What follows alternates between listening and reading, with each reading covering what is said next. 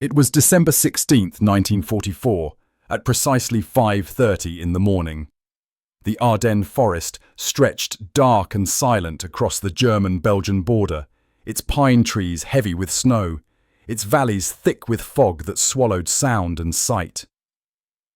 In a frozen foxhole near the village of Losheim, Private First Class Robert "Bobby" Thomas Garrison huddled against the cold, his rifle across his knees, his breath white in the darkness.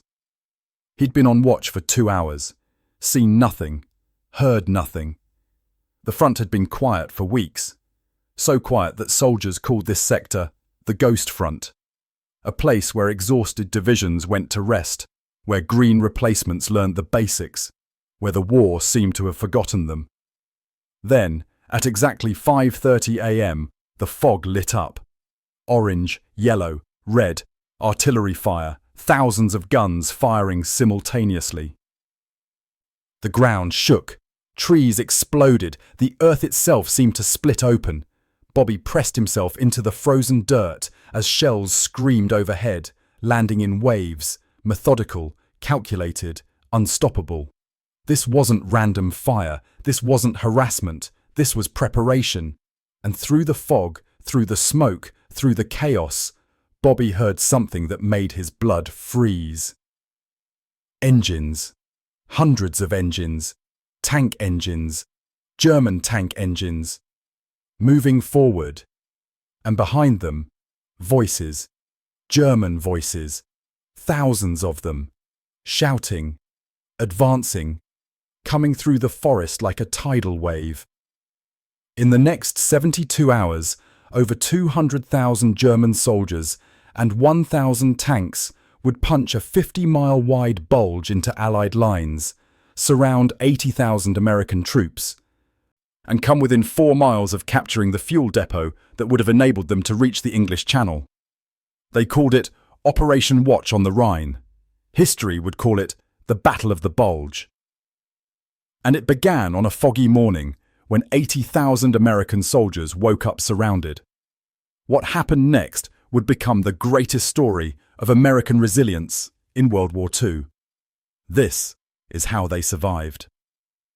2 weeks earlier, on December the 1st, 1944, at 1st Army Headquarters in Spa, Belgium, Bobby Garrison sat in a replacement depot processing centre, filling out forms and waiting for his assignment. The room smelled of wet wool, cigarette smoke, and institutional coffee. Around him, other replacements shuffled through paperwork, young faces trying to look tough, trying not to show fear. Bobby was 19 years old, from Lexington, Kentucky. He'd been drafted in July, trained at Fort Benning for 4 months, shipped to Europe in November. He'd never seen combat, never fired his rifle except on a range, and now he was being sent to the front. The sergeant processing assignments looked at Bobby's paperwork and said, "You're going to the 106th Infantry Division, Losheim Sector, Ardennes Forest." Bobby had no idea where that was. "Is it active, Sergeant?" The sergeant laughed. "Active? Kid, it's the quietest sector on the entire Western Front. Nothing happens there. You'll probably spend Christmas in a nice, warm farmhouse."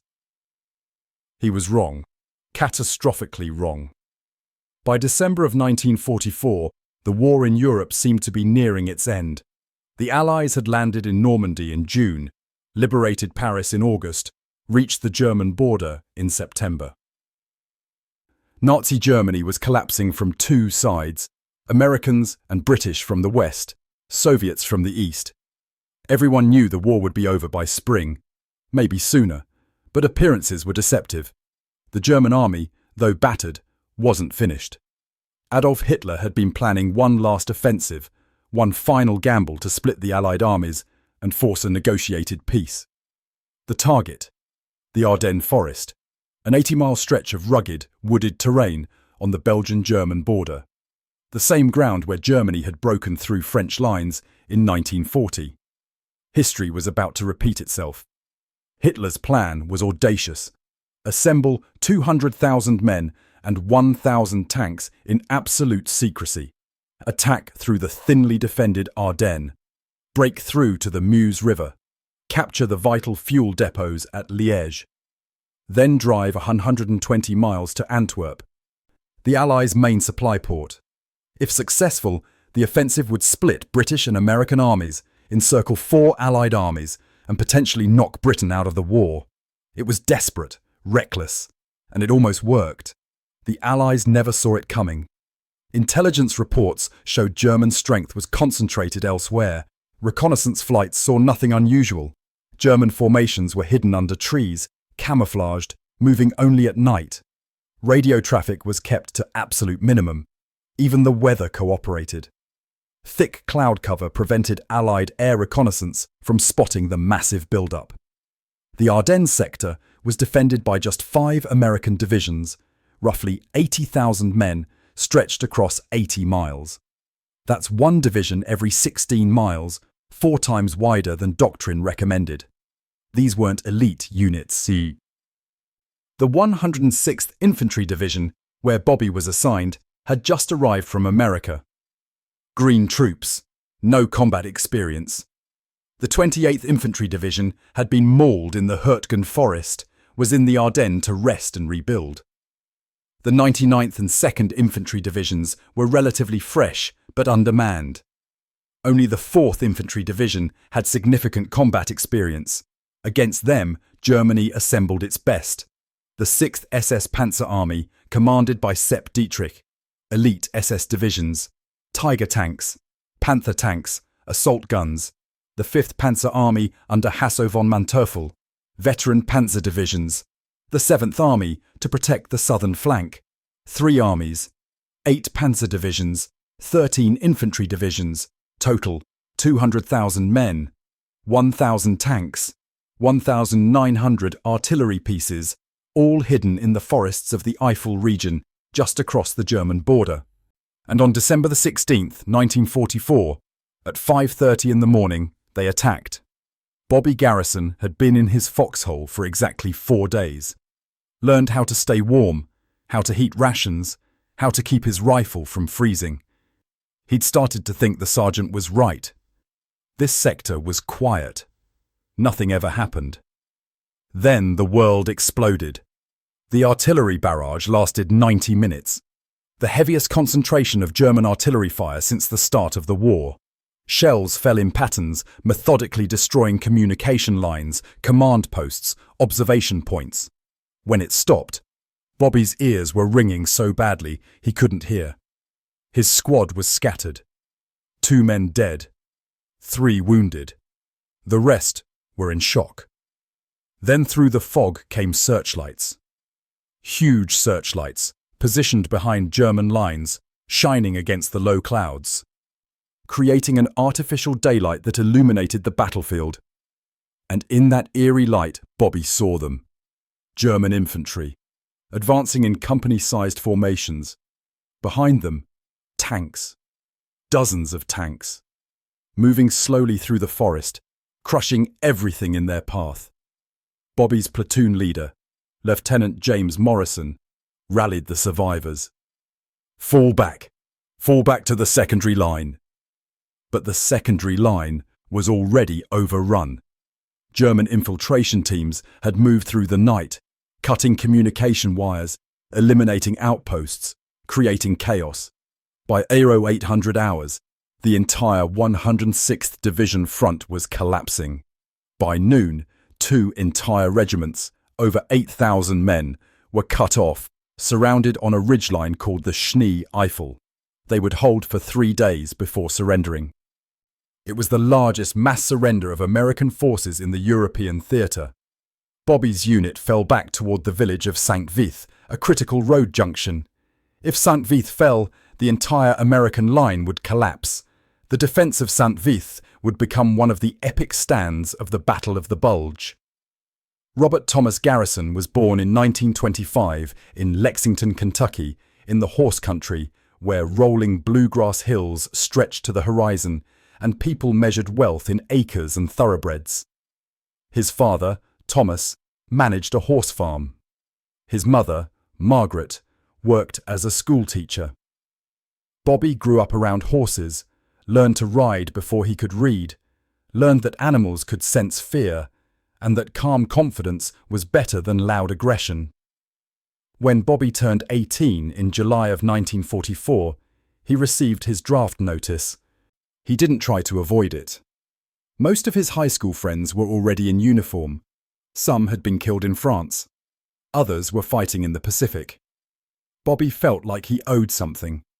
A debt to people he'd never met, for a freedom he'd taken for granted. Basic training at Fort Benning was brutal. Physical conditioning, weapons training, tactical drills. Bobby wasn't the strongest recruit, wasn't the fastest, but he was steady, reliable. The kind of soldier who followed orders, helped weaker soldiers, never complained. Drill sergeants noticed. By the end of training, Bobby had been recommended for NCO school, but there wasn't time. The army needed replacements in Europe immediately. The Battle of Hurtgen Forest had created massive casualties. Units needed men.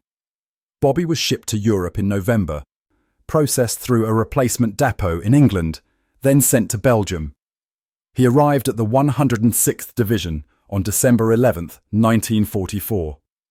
5 days before the attack. He'd never been more scared in his life. Combat veterans had a look, hollow eyes, slow movements. They didn't talk much, didn't laugh, just existed. Bobby asked one veteran, a corporal from Pennsylvania, what combat was like. The corporal stared at him. "Kid, you'll find out soon enough. And when you do, you'll wish you hadn't." Bobby spent his first 4 days digging foxholes, stringing communication wire, learning the position. The sector was quiet, too quiet. His squad leader, Sergeant Frank Chen from California, said, "Don't get comfortable. Quiet means they're planning something." He was right. On December 16th, at 5:30 a.m., Bobby learned what combat was like. And it was worse than anything he'd imagined. December 17th, 1944. Bobby and what remained of his company, maybe 40 men out of an original 180, reached St. Vith after a nightmarish retreat through the forest. German forces were everywhere. Infiltration teams, tank columns, artillery fire. The American line had disintegrated. Units were scattered, confused, trying to find friendly forces. St. Vith was chaos. A small Belgian town, population 2,000, now crammed with American soldiers, vehicles, supplies. Engineers were setting up defensive positions. Artillery was digging in. Infantry was being organized into ad hoc units. Nobody knew who was in charge. The original commander had been killed. His replacement hadn't arrived. Units from different divisions, different corps, were mixing together. The 7th Armoured Division, sent to reinforce St. Vith, was stuck on roads jammed with refugees and retreating soldiers. By December 18th, St. Vith was surrounded on 3 sides. German panzer divisions were closing in. The 1st SS Panzer Division to the north, the 116th Panzer Division to the south, Volksgrenadier divisions everywhere else. Over 30,000 German troops converging on a town defended by maybe 15,000 Americans. The senior officer in St. Vith, Brigadier General Bruce Clark of the 7th Armoured Division, made a decision. They would hold, not retreat, not surrender. Hold, as long as possible. Every hour St. Vith held was an hour the Germans couldn't advance. Every day was a day for Allied reinforcements to move into position. The math was brutal. St. Vith blocked 5 major roads the Germans needed to move their panzers west. Without those roads, the offensive would bog down in traffic jams and narrow forest trails. If St. Vith held for even 3 days, it might save the entire Allied position. Bobby's company was assigned to defend the eastern approaches. Dug in on the outskirts, behind hastily erected roadblocks, the German attack came on December 19th. Panthers and Tigers, supported by infantry. The American defenders had bazookas, but bazooka rockets bounced off Panther frontal armor. They had anti-tank guns, but not enough. The defense became desperate, improvised. Soldiers used demolition charges to disable tanks, hid in cellars and shot at tank tracks, called in artillery fire on their own positions to stop German infantry. Bobby saw things during that defense he would never talk about. Friends killed beside him. German soldiers so close he could see their faces before shooting them, his rifle overheating from constant firing, running out of ammunition and using German rifles. Exhaustion so complete he fell asleep standing up. The encirclement tightened. By December 21st, St. Vith was completely surrounded. No supply, no reinforcements, no escape. General Clark requested permission to break out. Permission denied. Hold St. Vith. On December 22nd, the Germans launched their final assault. Over 100 tanks, waves of infantry, artillery bombardment. The American defense cracked. Units began surrendering.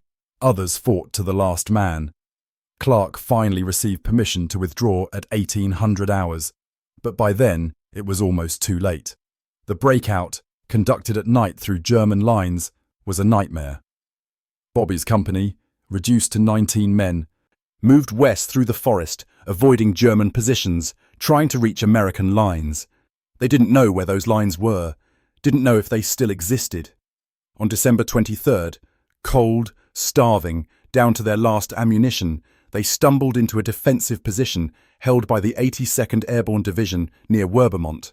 They'd made it. St. Vith had fallen. But it had held for 6 days. 6 critical days that allowed Allied forces to establish a defensive line, move reserves into position, and prevent the German breakthrough from reaching its objectives. December 23rd, 1944. The weather changed.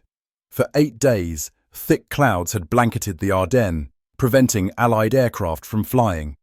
The Germans had moved freely, without fear of air attack. But on December 23rd, a high-pressure system moved in. The skies cleared. And Allied air power, the crushing advantage the Americans possessed, finally came into play. Fighter bombers attacked German columns. Supply convoys were destroyed. Tank formations were strafed. The German advance, which had reached within 4 miles of the Meuse River, stalled. On December the 22nd, the German commander of the forces surrounding Bastogne, where the 101st Airborne Division was encircled, sent a surrender demand. The fortune of war is changing. There is only one possibility to save the encircled USA troops from total annihilation. That is the honourable surrender of the encircled town. Brigadier General Anthony McAuliffe's response was one word: nuts. Bastogne held. On December 26th, Patton's Third Army broke through from the south, relieved Bastogne, and began pushing German forces back. The Battle of the Bulge continued until January 25, 1945. By then, German forces had been pushed back to their starting positions. The offensive had failed. The cost was staggering. American casualties, 89,000, 19,000 killed, 47,500 wounded, 23,000 captured or missing. German casualties, 100,000, 12,000 killed, 38,000 wounded, 30,000 captured, over 800 German tanks destroyed or abandoned. Germany had thrown everything into this offensive: elite SS divisions, veteran panzer units, its last strategic reserve, and lost it all. The German army would never again launch a major offensive. From January 1945 until May, it would be retreat, collapse, and surrender. The Battle of the Bulge had broken Germany's back. Bobby Garrison survived the war. He was promoted to sergeant, awarded the Bronze Star, and returned home in August 1945. He never talked about the Bulge. When people asked, he'd say, "I was there, we held." That was all. He went to college on the GI Bill, became a schoolteacher like his mother, taught history to Kentucky high school students for 37 years. Once, a student asked him about World War II. Bobby was quiet for a long time. Then he said, "The heroes of the Bulge aren't the generals or the famous units. They're the kids like me who held impossible positions because someone had to. The guys at St. Vith who delayed the German advance for 6 days. The paratroopers at Bastogne who refused to surrender. The tank crews, the artillery crews, the medics. Regular people doing extraordinary things because the situation demanded it. Bobby died in 2003 at the age of 78. His obituary mentioned his teaching career but barely touched on the war. Most people never knew what he'd done, but in the archives of the Army War College there's a tactical study of the St. Vith defence. It concludes that the 6-day stand prevented German panzer divisions from reaching their primary objectives and provided critical time for Allied forces to establish defensive positions. Without the St. Vith delay, the German offensive might have reached the Meuse River and achieved strategic success. The Battle of the Bulge wasn't won by brilliant strategy or superior equipment. It was won by soldiers who refused to quit, who held positions they weren't supposed to hold, who fought when surrounded, who improvised when plans collapsed. The fog that morning, December 16, 1944, at 5:30 a.m., was literal and metaphorical. Literal fog that hid German movements. Metaphorical fog of war, confusion, uncertainty, chaos. American forces were caught completely by surprise, outnumbered, surrounded, outgunned. Every logical military calculation said they should collapse, retreat, surrender. Instead, they fought. Bastogne held, St. Vith held, dozens of smaller positions held. Long enough for reserves to arrive. Long enough for weather to clear. Long enough to turn the tide. So what about you? What morning are you facing right now where everything you built is under attack? Where the odds are impossible? Where logic says give up? The soldiers at the Bulge didn't have the luxury of quitting. Neither do you. They were surrounded, outnumbered, freezing, starving, and they held. Not because they were superhuman, but because they decided that quitting wasn't an option. That's not just a war story, that's a lesson about human resilience, about what happens when ordinary people refuse to accept defeat. Bobby Garrison was 19 years old, 4 days out of training when he faced the German onslaught. He should have died, should have surrendered, should have broken. Instead, he fought, retreated when necessary, held when possible, survived, and so did 80,000 others. So here's my challenge to you. What's your foggy morning? What overwhelming attack are you facing that you didn't see coming? What encirclement is tightening around your life, your business, your dreams? Leave your answer in the comments.